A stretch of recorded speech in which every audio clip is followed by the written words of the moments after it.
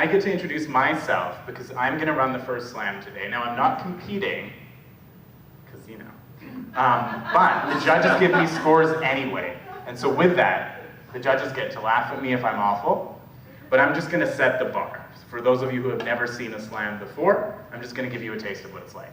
That's right. We call this in our Science Slams a Sacrificial Slam. So he's going to be the Sacrificial Slam tonight. I think it's weird that he's going to introduce himself, so I'm going to introduce him. Alan is a hydrogeologist. I am. That's right. What does that mean? He studies water. Yes. And the geology of water. Close enough. We're best friends, and I still don't really understand what he does.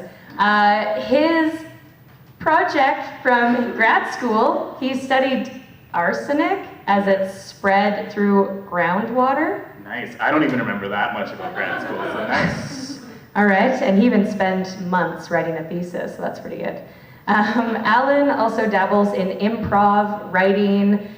He is my business partner for Lit Scientists, which is an organization that we own, and we're also co-founders of Science Slam. So Alan is going to start us off with the Sacrificial Slam. Let's give Alan a big round of applause.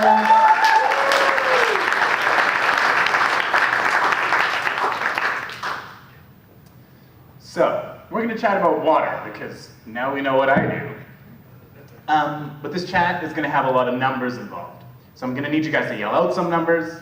I'm going to need you guys to remember some numbers. All right? You think you can do that? Yeah. All right. How much do you guys pay more or less per month for your electricity bill? $20. Too much. Fair enough. What about for your cell phone bill? 40. Sure. Too much. Too much on all counts. How much do you guys pay per month for your water bill? I got a lot of zeros there, hey? So it's funny that we pay too much for pretty much everything, but that a lot of us have never thought about paying for water. Now, I'm not here to talk about whether or not we should pay for water, but I want to talk about where that comes from. The fact we don't pay for water is based on this myth of water abundance that we have in Canada. Look around you, there's lakes, we see ocean right here, right? We've got beavers and canoes, which are fundamental symbols of Canada, tied to water bodies. Great Lakes, largest lakes in the world. Canada has 20% of the world's freshwater stock. That means that 20% of all water stored in lakes and rivers is found in Canada. That's the first number I want you to remember, 20%. So, of course we've got a ton of water. Like, that's 20% of the world's water supply. But let's think about renewable water for a second. We tend to think of all water as renewable, right? I mean, it falls from the sky, it goes to the ocean, we've got the water cycle and all that. But in reality, most of the water we have in Canadian lakes is fossil water. The processes that made it don't exist anymore. So 99% of the Great Lakes water won't be recharged if we remove it. And that's because that water is a product from the end of the last ice age, when we had ice sheets covering most of Canada that melted and filled those lakes.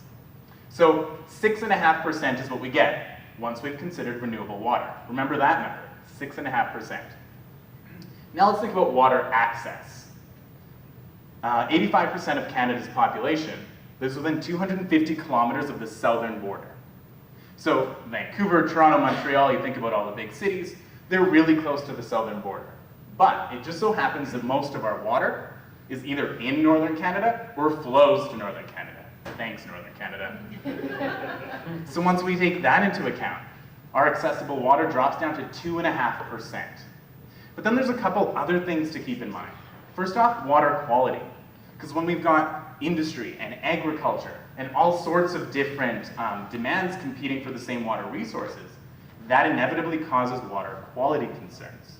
And a lot of water quality concerns we can't escape. From the 50s and 60s and 70s, we have a legacy of contamination that has already rendered some of our streams and some of our lakes irreparably damaged. The other side is the future uncertainty. Because, like it or not, climate change is here to stay. And so that means a couple things for water. First off, it means that a lot of the snowmelt and the glaciers that we rely on to feed our rivers, particularly the ones that run across the prairies, starts to dwindle over time. And second, it means that the water no longer falls where you're used to getting it and when you're used to getting it. And so you see what we had in Vancouver a couple years back with the drought. You get a ton of rain in the winter, and maybe even flooding, and then in the summer, we don't have enough water to go around. So that 2.5%, that last number really should be 2.5%. That's the number I want you to remember. We started at 20, we went down to 2.5%. So what's the takeaway here? Two things I want you guys to go home with. One, know about your water. It's not really hard to go and Google where your water comes from, and frankly, a lot of us don't know. In Vancouver, in particular, our water comes from reservoirs up in the mountains. A lot of us have never been there and really don't have a connection with that water. And it's weird that we don't have a connection with our water when across the world so many people don't have the tap that pours clean, cold, fresh water when they turn it on. And even in Canada, there's more than 80 First Nations communities that are still under permanent boil water advisories. So understand how lucky you are to have water come out of your tap every time you turn it on. The second thing I want you to take away is to make educated decisions about water. That means to vote for parties that represent your voice and your interests on water issues. That means to advocate on water issues in your local community.